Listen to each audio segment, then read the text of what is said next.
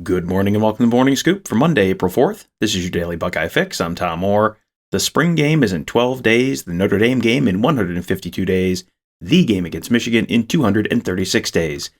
Yesterday, you heard from Kevin Wilson. Today, we're going to give equal time to the defense and new defensive coordinator Jim Knowles. A lot like Wilson, you're not going to hear a lot of empty coach speak out of Knowles, which makes for some very interesting answers. As always, these clips are courtesy of the Ohio State University Athletics Department. We've talked about the linebacker room a bunch over the last week. So, what have Jim Knowles' impressions of that room and the leadership there been? You'll hear his answer on that, and then a follow-up from Colin Gay of Rivals. You have to be able to make an assessment. And in order to make an assessment, you got to get the guys repetitions, So, and there's a lot of talent, but none of it is completely proven, right? Because you have guys all competing for positions. So that's where you want to take guys and maybe move them to other positions just to get a chance to look at them. I think Tommy has been a great leader for us. I've really liked what I've seen out of Tommy. I think he's mastering the defense quickly and making plays, and he's quiet but he's fierce. And Taraja is also a guy who leads in more of a vocal way than Tommy, but he gives us a lot of that energy. And I know that Chip's one of those guys that's coming from kind of making that transition like Steele kind of did, and like Gabe was going to, and things like that. So what have you seen out of him? Does he kind of look like one of the like he's transitioning well into linebacker, or what have you seen out of him? Yeah, I've seen nothing but good things out of Chip. I like that conversion of running back to linebacker, or I like that recruiting a kid from high school who was a star running back and also played defense, because they just have a feel. A lot of times we talk about on defense, we talk about the escape hatch, and like Wayne Gretzky said, he doesn't go where the puck is, he goes where the puck is going to be. So these guys that are converted running backs, they can get a feel for where the running back is going to end up. So it's pretty neat. And Chip's doing great, and so is Steele. Another thing we've talked about a good bit this spring is the Leo position, which they're now just calling a jack. It finally got rolled out a little bit this past week. So does Knowles have any sense for how much it's going to be used? And I'm going to give you a little heads up. You're going to hear a few first names or nickname references here. So you'll hear about Jack Sawyer, Mitchell Melton, Javante Jean-Baptiste, Caden Curry, Paula Ie Naoteote, and Reed Carrico. Yeah, we dropped a bunch of it in today, actually. And so my plan has been, to push back off. So I'll download a bunch of information, and then I'll pull back into like calling the same defense for a while, and then download a bunch of information. And we want to be able to get everything on film so we can coach off of it. Yeah, but we put it in today, and I told them we're not going to call it a Leo. We're going to call it a Jack for now, because the Leo is the king of the jungle. So when you become the Leo, that's a big deal, because you can do what a DN does and you can do what a linebacker does. So right now it's just more of what we call a jack position. And a bunch of guys got a shot at it today. Jack got a shot at it. And yeah, there you go. Like him. I like him a lot. He's serious about it.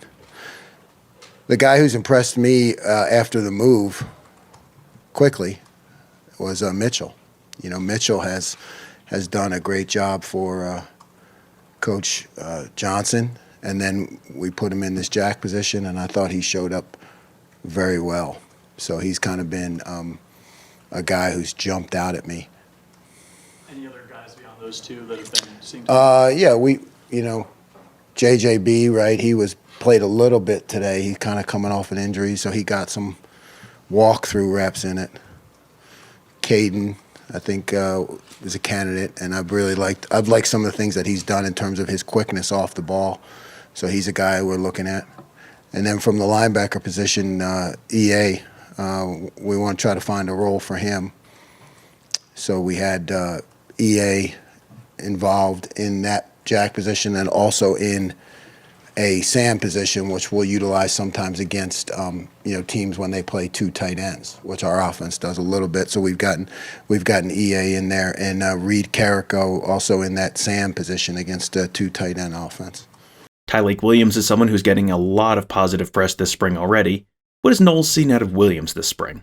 I love what Tyleik's doing. I'll tell you what, he really shows up on tape, jumps off the film at times.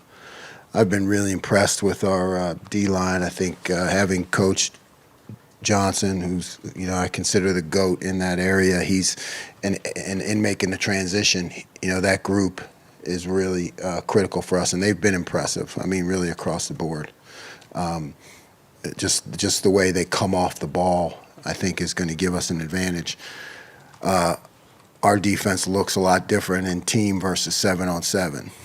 So we compete every day against one of the best offenses in the country, the great quarterback, great receiver group. So we need that pass rush, and we look a lot different when we have those guys up front. I've been very impressed with that whole group.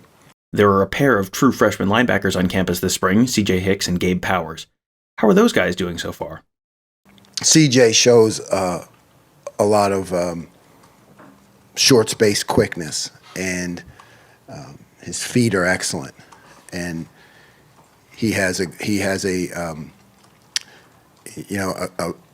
outstanding ability to break on the ball. So I think I'm seeing from CJ a lot of the quickness and speed that I expected. And then Gabe is he's quiet, but I think he's one of these guys that gets better every day. I mean, he is a serious student of the game, and I just see his trajectory as just in 6 practices as being completely upward. You know what I mean? He's a guy who just wants to learn, wants to grow, and he makes that transition from the classroom to the field.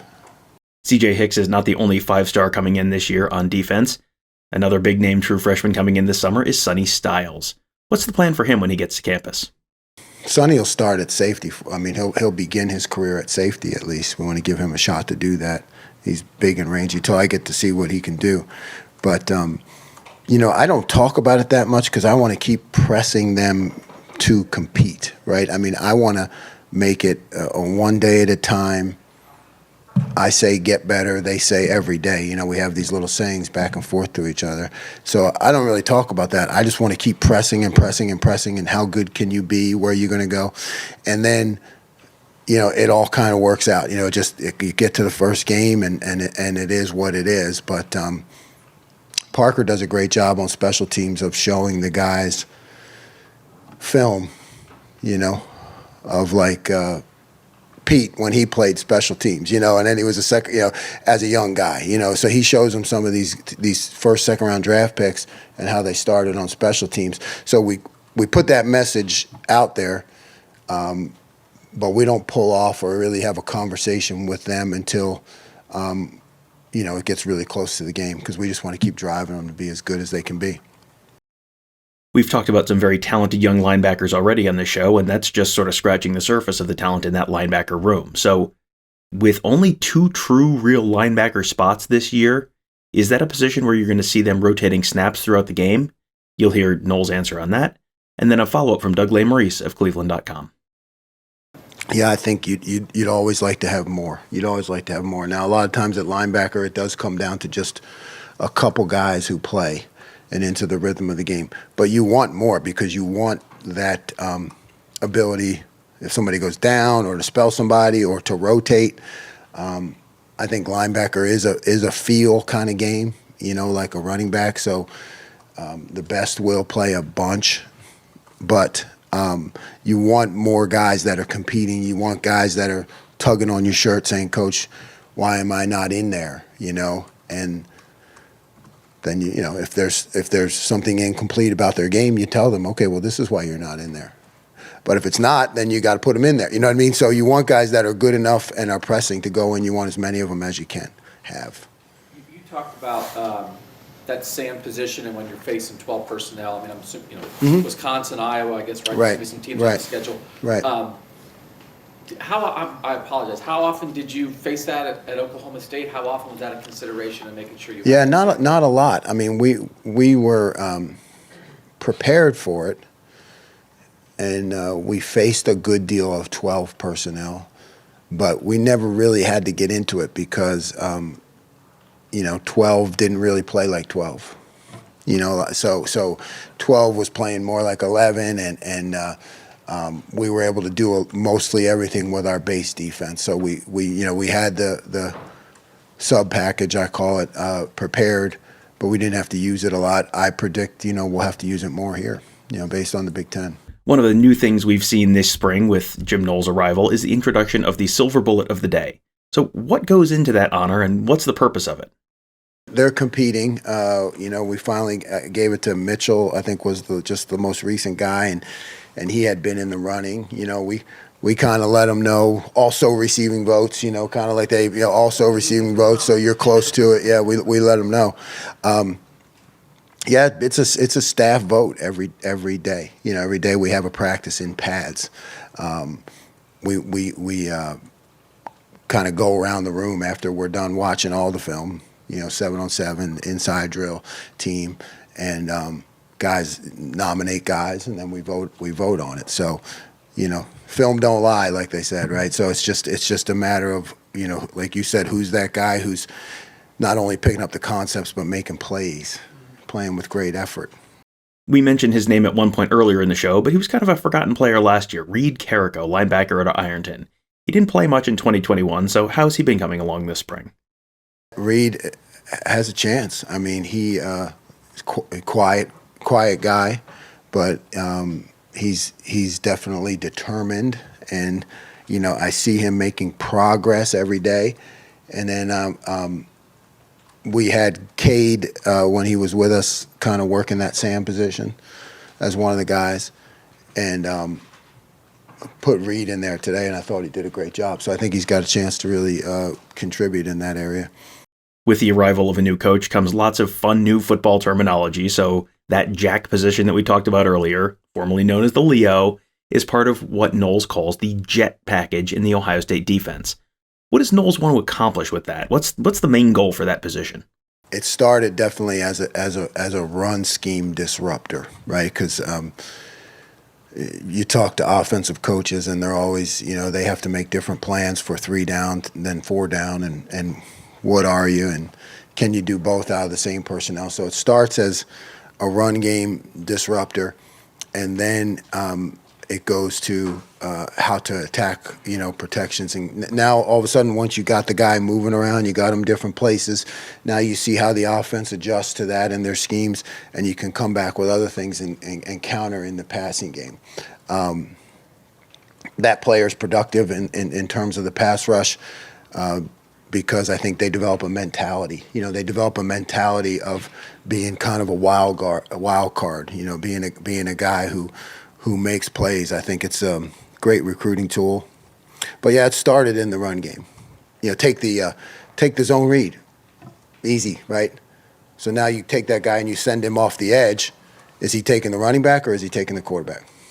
So that I can make 2 different calls, and you got a speed guy, a tough guy coming off the edge. And which one's he going to take? It's a disruptor right there. In terms of the pace of the spring, Knowles has talked a lot about sort of pushing the players and introducing new stuff, and then backing off, making sure they sort of understand and go back to more basic concepts, and then sort of pushing them again to really make sure guys are really understanding things before they keep moving on. So how do you balance that with wanting to get everything installed as soon as you possibly can? You'll hear his answer on that, and then a follow-up from Austin Ward of Letterman Row. Meditation, cigars.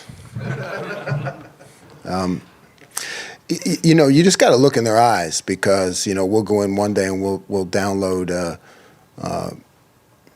9 defenses in our jet package, which is what we're calling for the jack, and and then you go again, you do it against cans, and you run around and you do it against just trash cans, and then you do it against the offense, and then I just run around like crazy saying go here, go there, because you're trying to just pound. You're away from the back, you're to the back, you're just trying to move him all over the place, and then they're fine, and then you kind of see their eyes glaze over, and then okay, it's time just to call base. They're like, okay, give me a period to just base 4 down, and then you kind of back off. But you're right, I want to get it all in because of the urgency, but also so I can teach.